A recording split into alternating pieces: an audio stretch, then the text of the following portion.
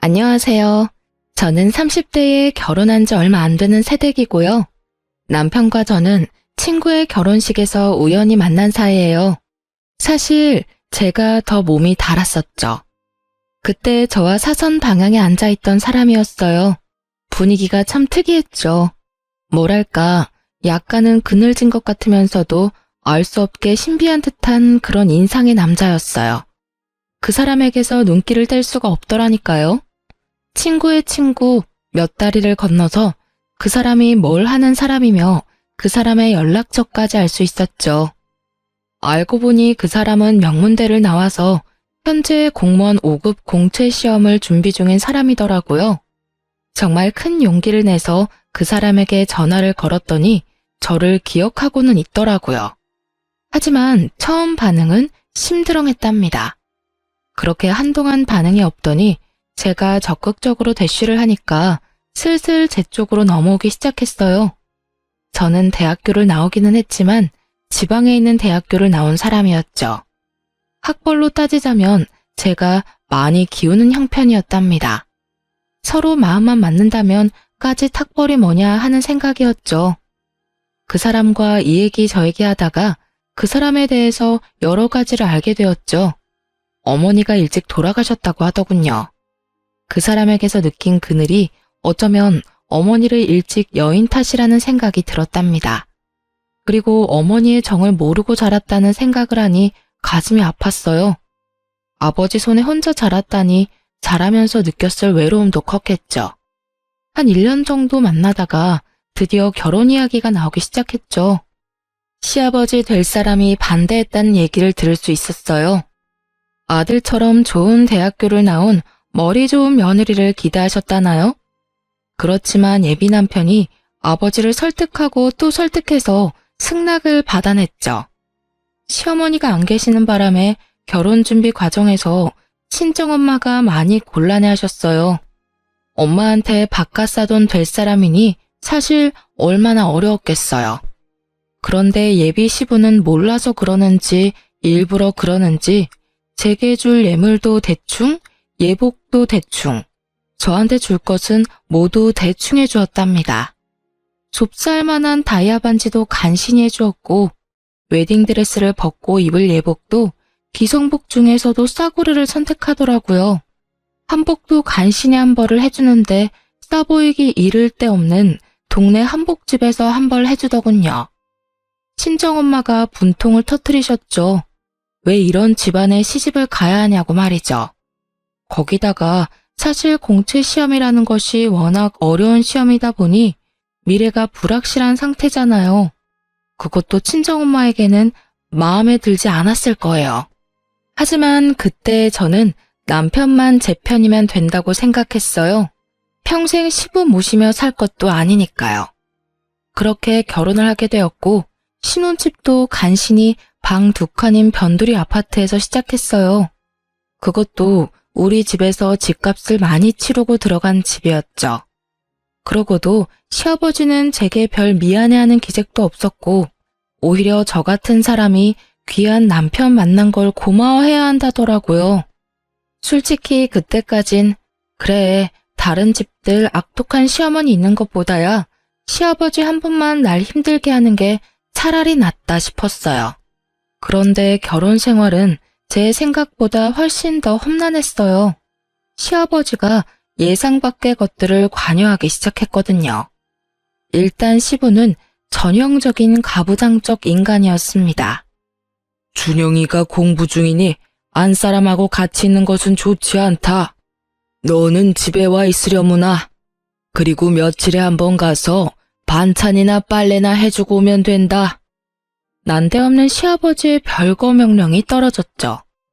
결혼한 지 얼마 되지도 않은 사람한테 떨어져 살라뇨. 그것도 친정에 가 있으라는 것도 아니고 시아버지 혼자 있는 집에 가서 시집살이를 하면서 마치 파출부처럼 가서 반찬이나 해주고 빨래나 해주라니 정말 황당했어요. 아버님, 저희 결혼한 지 1년도 안 됐어요. 신혼부부라고요. 아무리 시험 공부 중이라지만 어떻게 이렇게 별거를 하라고 하시는 거예요? 무조건 혼자 있다고 공부가 잘 되는 건 아니죠. 그러면 왜 결혼 허락하신 거예요? 차라리 시험에 붙고 결혼하라고 하셨어야죠. 제가 시집으로 들어갈 기미가 보이지 않자 결국 시아버지는 남편을 데리고 집으로 들어가 버리셨어요. 가잔다고 따라간 남편 또한 한심하다는 생각이 들더군요. 남편과 시아버지 둘 다 들으라고 가서 또박또박 제 의견을 말했어요. 아버님, 시험 공부 중요한 거 저도 알아요. 하지만 주변 상황이 정리되어야 시험 공부도 잘 되는 거잖아요. 제가 집에 혼자 있으니 이 사람 마음이 아무래도 편하지 않을 거고, 또 아버님이 귀한 아들 내조하실 거 아니잖아요. 오히려 준영 씨가 아버님 뒷바라지를 하게 될 것 같은데요. 저하고 있을 때보다 따로 있는 게 더 시험 공부에 지장을 주게 되는 거죠. 그런데 다음 순간에 정말 상황에 어울리지 않는 생뚱맞은 소리가 들려왔어요. 무언가 깨지는 소리가 날카롭게 공기를 찢었죠. 시아버지가 제가 하는 말을 버릇없는 말대꾸라고 생각했고 그 분을 이기지 못해서 사기 재질로 되어 있는 잿더리를 벽에다 던진 것이었어요. 잿더리가 산산조각이 나서 사방에 흩어졌죠. 아버님, 저희가 기왕 결혼을 한 이상 아무리 부모님이라 해도 이러실 권리가 없으신 거예요. 그걸 왜 모르세요? 그리고 아버님, 사람을 향해서 던지지는 않으셨다고 해도 이건 엄연히 폭력이에요. 어떻게 맞이한 지 1년도 안 되는 며느리 앞에서 이런 충격적인 모습까지 보여주세요? 남편이 제 입을 막고 끌다시피 밖으로 데리고 나오더라고요. 내 말 틀린 거 하나도 없잖아. 그리고 준영 씨도 그래.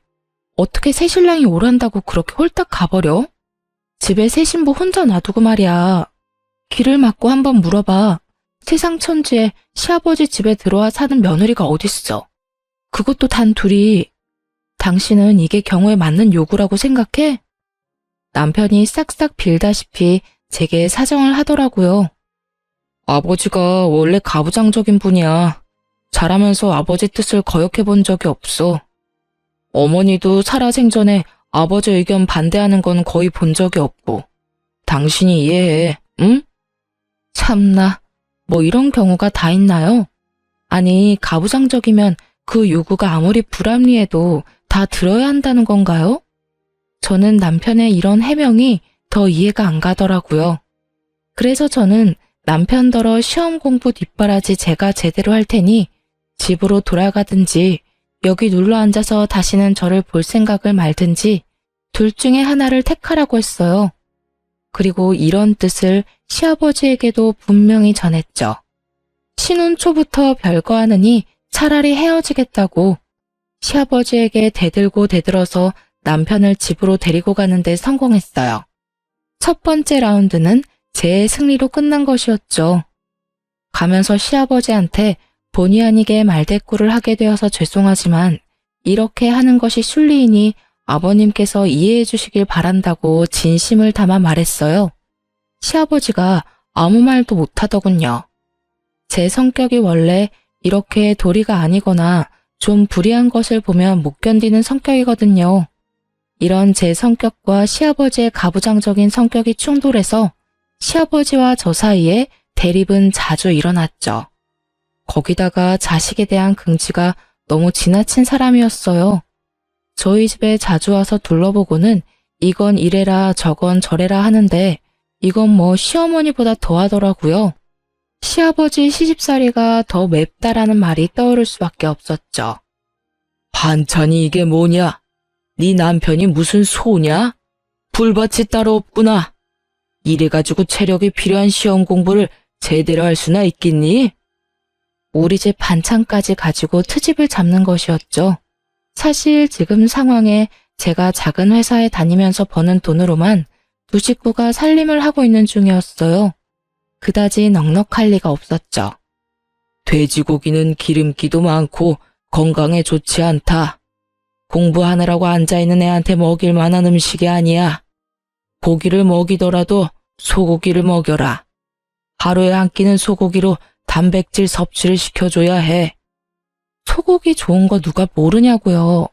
하지만 당신 아들이 아직 수험생인데 무슨 돈으로 하루에 한 번을 꼭 소고기를 먹일 수가 있겠어요? 솔직히 가장이 수험생인 것도 감당하기 힘든데 저 나름대로 식재료를 신경 써서 식사 준비를 했단 말이죠. 수중에 있는 돈을 고려해서 건강한 식재료 찾는 게 어디 쉬운 일인가요? 그런 일에까지 참견하는 시아버지가 참 경우 없다 싶더군요. 이렇게 시아버지와 제가 사사건건 대립하던 중 드디어 남편이 시험에 합격했어요. 정말 눈물이 날 만큼 기뻤답니다. 시아버지도 뛸 듯이 기뻐했죠. 시아버지가 그렇게 기뻐하는 모습을 보니 같이 좋은 게 아니라 수험생 시절에도 그렇게 아들 하나 가지고 유세를 떨더니 이제는 더 심해지겠구나 싶은 생각이 자꾸 들어서 마냥 좋아할 수만은 없겠더라고요. 어쨌든 남편이 연수를 마치고 발령을 받아 꽤 많은 연봉을 받게 되었죠. 이제는 제가 버는 적은 돈을 가지고 이리저리 머리를 써서 쪼개 쓰지 않아도 된다는 생각을 하니 흐뭇했답니다. 친정엄마도 정말 좋아해 주셨어요. 그런데 기쁜 것도 잠시 또 시아버지가 제 화를 돋우는 요구를 하더라고요. 네 남편의 오늘날이 있기까지는 내가 키우면서 제대로 교육을 시켰기 때문이야. 그러니 네 남편이 버는 돈은 모두 나한테 보내라. 내가 알아서 적금도 부어주고 내 생활비도 쓰고 할 테니 말이다. 네 남편이 번 돈은 내가 관리하겠다는 말이다. 알아들었겠지? 아니, 마누라가 시퍼렇게 눈을 뜨고 살아있는데 왜 시아버지가 남편의 월급을 관리한단 말인가요? 아버님, 그러면 이 사람이 시험에 합격해서 돈을 많이 버는데도 여전히 제가 이 사람 먹여 살려야 한다는 말이에요? 저 그동안 할 만큼 했어요. 당연히 결혼을 했으면 자기 가정은 자기 힘으로 꾸려나가야죠. 이제 충분히 그럴 능력도 되고요. 너 같은 처지에 네 남편 같은 사람을 만났으면 그걸로 고마운 것을 알아야지. 같이 살아주는 것만 해도 고마운 일이란 말이다. 그거 말고 뭘 더 네 남편한테 바라는 거냐? 평생을 키운 나하고 이제 겨우 2년 남짓 뒷바라지한 너하고 설마 비교를 하겠다는 것은 아니겠지? 정말 할 말을 잃겠더라고요. 듣는데 혈압이 오르는 건 둘째치고 세상에 이런 부모님도 다 있구나 싶었어요. 궤변도 이런 궤변이 없겠더라고요. 아버님, 제가 2년밖에 뒷바라지하지 않았지만 이 사람과 저는 함께 새 가정을 꾸렸어요. 죄송하지만 아버님은 저희를 응원해 주셔야죠. 이 가정에 아버님이 여전히 속해 있다는 생각은 버리셔야죠. 안 그런가요? 또 불같이 화를 내더라고요. 뭔가 손에 잡히면 또 집어던질 기세였어요. 제가 고분고분 말을 듣지 않으니까 아들과 직접 이야기하겠다고 하는 거였죠. 결론이 나지 않는 시아버지와 저의 대립. 정말 생각하면 생각할수록 골치가 지끈거리더라고요. 오죽하면 온라인 게시판에 글을 다 썼다니까요. 시아버지 시집살이 혹시 경험하신 분 계시나요? 시아버지가 남편을 평생 교육시켰으니 벌어오는 돈은 다 시아버지한테 가지고 오라는데 이게 말이 되는 건가요? 게시판에 댓글이 주르르 달렸어요. 당연히 다 말이 안 된다는 거였죠. 다만 특별히 하는 일이 없다면 생활비는 드릴 수 있겠지만 결혼한 아들의 수입 관리를 아버지가 다 한다는 것에는 모두들 기가 막혀 하더라고요. 이런 굵직굵직한 싸움거리뿐만 아니라 제 신경을 긁는 사소한 요구도 많았죠. 일주일에 2번은 집에 와서 저녁을 차려라. 언제 친구들이 집에 오기로 했으니 와서 술상을 차려라. 그것도 하루 이틀 시간도 주지 않고 직전에 연락해서는 제게 명령조로 말하더라고요. 남편과 또 말싸움이 벌어지고 말았죠. 아버님 혼자 계시고 큰 수입이 있는 것도 아니니까 생활비는 드릴 수 있지. 그치만 당신 월급 전부를 관리하겠다는 건 절대 안 되는 말이지. 내가 걱정돼서 미리 말하는 거지만 몰래 몽땅 아버지한테 갖다 드리기만 해봐. 진짜 가만 못 있으니까. 제발 날 이상한 사람으로 만들지 말고 당신도 제대로 된 의견을 좀 보여봐. 아버님도 당신이 가만히 있으니까 더 당당하게 요구하잖아. 결국 친정엄마한테까지 얘기를 했죠. 친정엄마가 남편한테 따로 전화를 했고 제 입장과 같은 말을 하셨어요. 처가에서까지 이런 식으로 나오다 보니 남편도 아버지 의견을 반영해 생활비를 좀 많이 챙겨드리는 걸로 결정했죠. 저 역시 남편이 꽤 돈을 받아오는데 혼자 있는 시아버지가 남루하게 사는 것을 바라지 않았어요. 충분히 쓸만한 돈을 드렸고요. 그런데 돈을 받을 때마다 굳이 전화를 걸어서 제게 불만을 토로하더라고요. 꼴랑 200만 원 줘놓고 내 입에 풀칠은 하겠어? 내가 이런 대우 받으려고 정성껏 키운 줄 아니? 그 아이 그렇게 좋은 대학에 입학할 수 있었던 것도 결국은 내 덕 아니냐? 그리고 그 학과도 내가 선택하게 했었다. 그 사이 교육비는 또 얼마나 들었겠니? 나 네 남편 교육비 대느라고 빚도 있는 사람이다. 월급 받아서 내가 다 쓰겠다는 것도 아니고 너희들 위해서 적금도 부어주겠다는 것 아니냐? 그렇게 따지면 세상 자식들이 모두 결혼해서도 버는 돈 다 자기 집에 갖다 주어야 해요, 아버님. 자식 키우면서 교육비 안 드리는 부모도 있어요? 그건 당연 부모들이 다 하는 일이죠. 저도 아이 낳으면 그렇게 할 거고요. 그런데 왜 아버님만 하신 것처럼 말씀하세요? 키움값 받으시는 건 알겠는데 그러니 넉넉하게 챙겨드리잖아요. 볼 때마다 시아버지 얼굴에 불만이 다닥다닥 붙어 있었어요. 그래도 생활비 많이 주니 넘어간 줄 알았는데 제 착각이었던 거죠. 내 친구들을 보니까 요즘 내 나이대에 많이 타는 튼튼한 차를 굴리고 있더구나. 나는 지금까지 차도 없이 지내왔다. 그런데 내 아들이 이제 나 차 사줄 돈은 충분히 버니까 차 한 대는 내 명의로 만들어 놔라. 이것까지 설마 안 된다는 말은 안 하겠지? 사실 우리 집에도 차가 있기는 했어요. 제가 결혼 전부터 타는 차였어요. 그걸 좀 바꿔야겠다는 생각을 하고 있던 중이었답니다.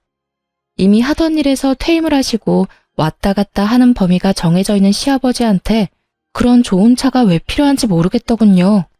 사실 우리 차를 바꿔서 저는 이제 그만 타고 남편이 끌고 다니게 하려고 했었거든요. 시아버지한테 이런 뜻을 전했죠. 그랬더니 뭐라는 줄 아세요? 생활비도 많이 안 주는데 자기 차는 꼭 새 걸로 사달라며 우리가 사려고 했던 새 차에 대한 할부값은 꼭 제 월급에서만 해결하라고 강조하더라고요. 남편에게 혹시나 시아버지 차 사는 일에 단 한 푼이라도 더 갔다가는 이번에는 정말 이혼이라고 으름장을 놓고 말았네요. 그런데 이 파파보이가 결국 아버지 고집을 꺾지 못하고 기어코 할부로 차를 샀던 모양이에요. 그것도 저한테 숨기고 있다가 남편의 카드 명세서를 보고 알게 되었답니다. 제가 이미 예고한 대로 짐을 싸서 친정으로 가버렸어요. 남편이 예상보다 늦게 친정으로 찾아왔더라고요. 거의 보름이나 지난 다음에 저를 데리러 왔죠. 부모님은 그런 남편을 보고 혀를 끌끌 차며 말하셨죠. 직업이 좋을지 모르나 이리 보나 저리 보나 참 마음에 안 드는 사위라고 말이죠. 결국 시부차는 저질러 놨으니 저희 차를 미루기로 했네요. 남편이 자신은 굳이 차가 필요하지 않다고 알아서 뒤로 빠졌어요. 시아버지와 저의 싸움을 좀 줄여보자는 생각에서였겠죠. 그래서 제가 타던 차는 같이 타기로 마무리됐고 좀 더 바쁜 일이 있는 사람이 차를 먼저 쓰기로 한 거였어요. 그런데 시아버지의 요구는 그것으로 끝나지 않았어요. 집안의 도배를 모두 새로 해야겠으니 그 비용을 대고 와서 일하는 사람들 감독을 하라고 하기도 했고요. 언제는 또 친척 중 누구 결혼식에 가는데 그때 입을 명품 로고가 붙은 양복을 꼭 마련해내라고 하기도 했어요. 이건 무슨 명품 핸드백 사달라는 시어머니하고 다를 바가 없더군요. 견디다 못한 제가 몇 번 더 친정으로 가버리기도 했고요.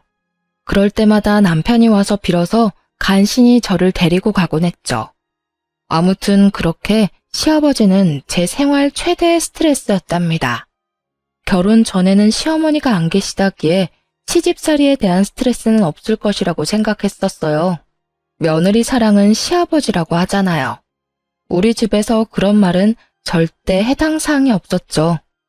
그러던 어느 날 제 퇴근길이었답니다.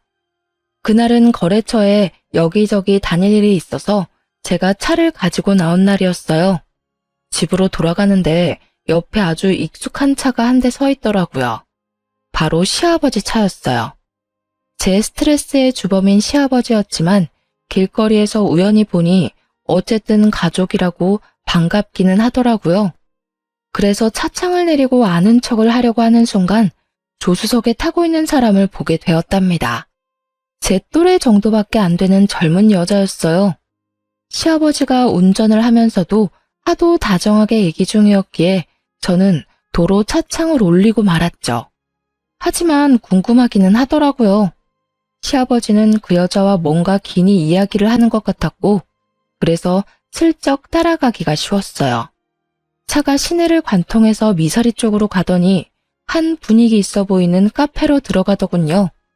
저도 최대한 먼 곳에 차를 대고는 몰래 따라 들어가 보았어요. 들킬까봐 테이블에 앉지는 못하고 문 밖에서 두 사람을 지켜보았죠. 이야기가 정말 긴한 이야기인지 제가 여러 번 빼꼼히 카페 문을 열고 들여다보는데도 얘기하는 것에 여념이 없더라고요. 얼굴이 꽤 예쁜 편인 여자였어요. 지적인 분위기가 철철 흐르는 여자여서 둘이 어떤 관계일까 너무 궁금하더라고요. 아버님 말야, 혹시 너무 외로우신 건 아닐까? 나 오늘 길거리에서 아버님 차에 젊은 여자가 같이 탄 거 봤어. 미사리까지 가시던데. 얘기도 아주 긴한 얘기인 것 같았고 내가 보기엔 보통 사이가 아닌 것 같았다니까. 남편이 픽 웃더군요. 그러더니 갑자기 그 여자가 어떻게 생겼는지 대략 이야기를 해보라는 것이었죠. 제가 얘기를 하고 나니 남편이 갑자기 더 크게 웃더라고요. 누군지 내가 알 것 같다. 걔는 아버지 사촌 형제 딸이야. 나랑은 그러니까 육촌간이 되는 여동생이지. 미국에 있다가 최근에 귀국했어. 바로 그 애구만 뭐. 그런데 요즘 세상에 당숙하고 당질이 뭐 그렇게 가까운 사이야? 그렇게 긴히 나눌 말이 뭐가 있어. 아무튼 여자의 정체가 제가 생각하던 그런 것은 아닌 모양이었어요. 그런데 그 여자는 그 이후에도 시아버지 옆에서 자주 눈에 띄게 보이더라고요. 심지어 시집에서 그 여자를 본 적도 있었죠. 요즘 세상에 당숙과 당질이 뭘 그렇게 자주 만날 일이 있냐고 남편에게 다시 물었어요. 그건 걔가 한국에 들어와서 사업 하나를 구상하고 있나 봐. 커피 전문점을 하나 열고 싶어 한대. 그런데 아버지는 이미 돌아가셨고 사실 의논할 사람이 우리 아버지밖에 없나 봐. 아버지가 젊은 시절에 걔네 아버지 되는 당숙한테 신세진 적도 있었고 최근에 귀국해서 한국 물정을 잘 모르기도 해서 도와줘야 되거든. 뭐 그런 사정이라니 그런가 보다 했어요. 그러니까 저한테 육촌 시누이가 되는 사람이었죠. 남편보다 손 아래라고 했어요. 그래서 그 육촌 시누이에 대한 이야기는 잊고 있었고 그렇게 몇 주가 흐른 다음이었어요. 친정엄마가 밑반찬을 아주 넉넉히 해오시면서 제 시부에게도 갖다 주라고 하기에 반찬들을 챙겨 들고 퇴근 후 조금 늦은 저녁에 시집으로 갔죠. 엘리베이터에서 내렸더니 현관문 앞에 어떤 여자가 문을 열고 나오고 있더라고요. 그 육촌 시누이 되는 사람이었어요. 그 여자가 고개를 들고 저를 보더니 깜짝 놀라더라고요. 안녕하세요. 말씀만 들었지 인사는 처음이네요. 제가 아마 옳게 되는 입장일 거예요. 그렇게 말씀 들었어요. 안녕하세요. 저도 말씀 많이 들었어요. 다음에 뵐게요. 제가 지금은 바쁜 일이 좀 있어서. 뭐 그리 놀랄 일이 있었던지 어딜 빨리 가봐야 한다며 도망치듯 그 자리를 벗어나더라고요. 그런데 너무 서둘다 보니 핸드백이 도어락 손잡이에 걸리면서 바닥에 뭔가가 떨어지더군요. 집어들고 보니 가방 장식품이었어요. 비싸 보이는 물건이라 꼭 전해줘야겠다고 생각하고 아래층으로 따라 내려갔죠. 찰나의 순간이라 아직 멀리 못 갔을 거라 생각했는데 쉽게 보이지 않더라고요. 두리번 거리다가 다른 동까지 와버렸고 마침 어떤 여자 통화 소리가 들리는데 그 여자 같더라고요. 나 정말 깜짝 놀랐어. 갑자기 문 앞에 서 있더라니까. 언제까지 기다려야 하는데 아버님한테 무슨 대책이 있으신 건데 그 여자랑은 정말 언제 헤어질 거야? 이 말만은 정확히 들을 수 있었죠. 하지만 지나가는 자동차 소리에 더 자세한 말은 들을 수 없었어요. 속으로 이 시누이도 애정 관계가 복잡하구나 생각했답니다. 목소리가 들리는 방향으로 찾아갔죠. 아가씨, 여기 뭐 하나 떨어뜨리고 가셔서. 그야말로 유령이라도 본 듯 기겁을 하며 도망을 가더라고요. 정말 빠른 속도로 그곳을 벗어나는 거 있죠? 남편이 퇴근한 후 이 이야기를 하면서 집까지 드나드는 이유가 뭐냐 물었죠. 그랬더니 남편이 말하기를 그 사업 관리를 아버지에게 맡길 수도 있다는 것이었어요. 커피 전문점이라면 젊은 사람들의 감각이 필요한 일이었기에 좀 의외라는 생각이 들긴 했지만 그거야 뭐 본인들이 알아서 할 일이니까요. 그즘 남편은 일이 많은지 귀가가 늦는 날이 많았어요. 공무원의 좋은 점 하나가 칼퇴인데 남편은 신입이라 아직은 그러지 못하다는 것이었죠. 남편이 힘들겠다 싶었어요. 친정엄마가 그 말을 듣고 정말 등급이 좋은 사고를 사서 올려보내셨어요. 이번에도 역시 넉넉하게 보내주셨기에 시아버지 몫까지 준비했죠. 그리고 거의 밤을 새고 사고를 고았어요. 덕분에 다음날 출근해서 신나게 졸았답니다. 시아버지가 먹을 것을 따로 담아서 차에 싣고 시집을 향해 갔죠. 시집에 도착해보니 좀 의외의 상황이 눈앞에 벌어져 있더군요. 우선 신입이라 일에 바쁘다던 남편이 그날만은 칼퇴를 했는지 시집에 와 있더라고요. 그런데 시아버지와 함께 그 육촌 시누이도 같이 있더라고요. 요즘 들어 늘 귀가가 늦었던 남편이었기에 조금 이상하다 싶긴 했죠. 그리고 또 좀 이상한 것이 제가 들어가니 그동안 무슨 이야기를 하고 있었던지 입을 다물면서 분위기가 싸해지는 것이었어요. 할 얘기를 해봤자 시누이가 벌인다는 사업 이야기밖에 없었을 텐데 그 이야기가 저 있는 곳에서는 못할 이야기인가 싶더라고요. 하긴 우리 시아버지가 저를 무시하는 거야 뭐 잘 알고 있긴 하지만요. 저 같은 사람이 남편과 살고 있다는 것 자체를 고마워해야 한다는 사람이잖아요. 그러니 뭐 사업 이야기 같은 얘기를 제 앞에서 굳이 하고 싶지 않을 수도 있었겠죠. 하지만 어쨌든 이런 분위기가 마음에 걸리긴 했어요. 직감적으로 뭔가 이상한 것은 틀림없었죠. 남편과 함께 집으로 돌아왔지만 제 마음이 계속 찜찜했어요. 남편이 샤워를 하고 피곤하다며 먼저 잠에 떨어지고 나서 침대 옆 협탁 위에 있는 남편 핸드폰이 눈에 띄었죠. 패턴이 걸려있더군요. 하지만 남편은 제가 아는 한 일과 아버지밖에 모르는 단순한 사람이었죠. 슬쩍 멀리서 보았던 패턴을 비슷하게 따라해보니 금방 풀리더라고요. 시아버지와 주고받은 문자가 우선 보이더군요. 어떤 방법으로 일을 처리하시려고 그러시는데요. 어떻게든 이 애비가 알아서 할 테니 기다려라. 이런 내용밖에 별다른 내용은 없었어요. 하지만 처리한다는 그 일이 어떤 일인지 궁금하긴 하더라고요. 그리고 패턴이 열린 김에 남편의 핸드폰을 구석구석 살펴보았죠.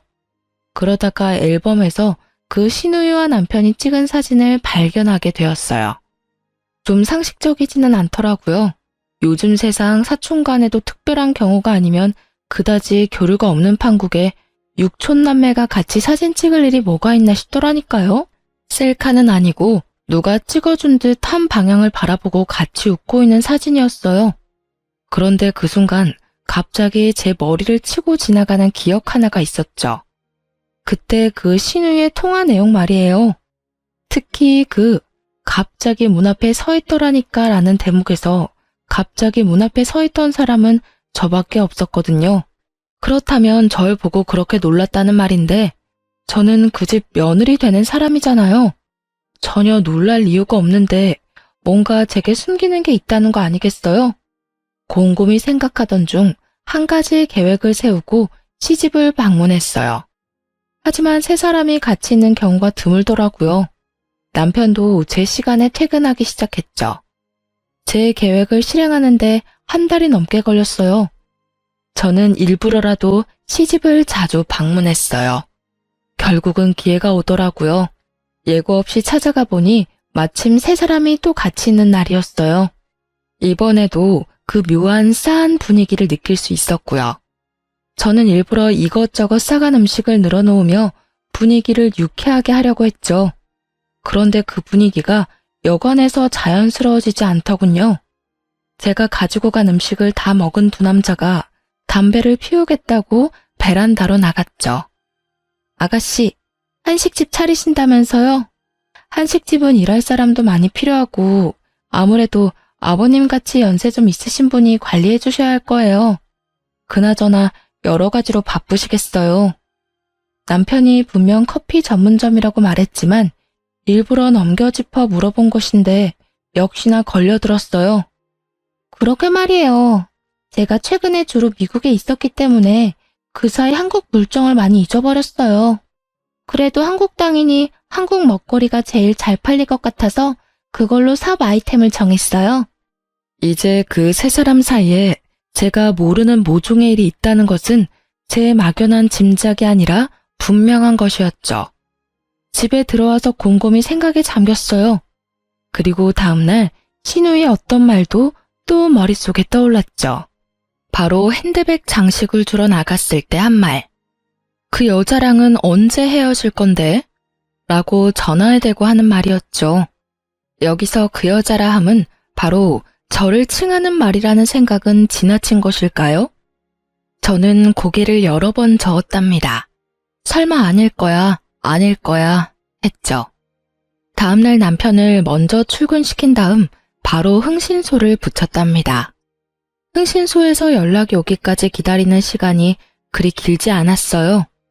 바로 며칠 만에 흥신소에서 아주 결정적인 사진 몇 장들이 우선 날아왔거든요. 육촌 시누이 혈족이라면서요. 다정하게 같이 모텔에 드나드는 사진도 있더라고요. 기도 안 차더군요. 남편의 퇴근 시간, 그 여자가 남편의 직장 앞에 서서 기다리는 사진도 있었죠. 흥신소에서 보내온 동영상에는 제가 모를 자동차를 타고 둘이 서울 근교로 나가는 것도 포함되어 있었습니다. 직업이 공무원인 만큼 조심해야 했겠죠. 숙박업소 출입은 주로 서울에서 좀 떨어진 곳에서 잡았고 퇴근 시간이 늦었던 이유가 이 여자 때문인 것도 알게 되었네요. 흥신소의 말로는 남편은 거의 정시 퇴근을 한다고 말해줬어요. 남편이 제가 모든 것을 알고 있다는 것도 모른 채 집에 와서 하는 꼬라지를 당분간 지켜보았어요. 퇴근할 때마다 무지무지 피곤해 보이더군요. 하긴 그 먼 거리를 운전해서 나갔다가 숙박업소에 들어갔다 나오고 또 반대 방향인 집까지 먼 거리를 운전해서 오려니 얼마나 피곤하겠어요. 아주 단순한 인간인 줄 알았더니만 피곤해하는 연기는 꽤 수준급이더군요. 이후에 보내오는 사진들도 가관이었어요. 커플 모자에 커플티를 착용한 사진부터 시작해서 놀이공원에서 아이들처럼 천진하게 뛰노는 사진까지 별별 사진이 다 있더라니까요. 둘이 불륜관계라는 것은 이제 분명했죠. 그리고 당연히 육촌 시누이라는 것도 거짓말이었을 테고요. 하지만 한 가지 여전히 해결되지 않는 것이 있었어요. 바로 시아버지가 이 일에 어떻게 관련되어 있는지를 모르겠더라고요. 하지만 한 가지만 분명하잖아요. 적어도 시아버지가 둘의 관계를 미리 알고 있었거나 알고 난 후에 묵인했다는 것이었죠. 모든 증거를 확보하고 남편에게 직접 물었습니다. 사진들과 동영상이 담긴 USB를 남편 앞에 던졌어요. 그걸 본 남편의 얼굴이 마치 죽은 사람처럼 핏기가 없어지더군요. 남편을 추궁했어요. 우선 얼마나 된 사이인지를 물었죠. 한동안 입을 다물고 있던 남편이 전부 포기한 듯 털어놓기 시작하더군요. 그 여잔 내가 대학교 때부터 좋아한 내 첫사랑이야. 잠시 사정이 있어서 헤어져 있다가 최근에 다시 만난 사이야. 정말 기가 막히더군요. 길거리에서 만나서 잠깐 즐긴 것이라고 하면 차라리 이것보단 나을 것 같았어요. 그런데 10년이 넘도록 간직해온 첫사랑이라뇨. 그렇게 첫사랑을 못 잊으면서 왜 저하고 결혼했냐고 따졌죠. 그랬더니 망설이면서 한다는 말이 더 가관이었어요. 제가 먼저 접근해왔지만 사실 저에 대해서 큰 관심은 없었다고 하더라고요.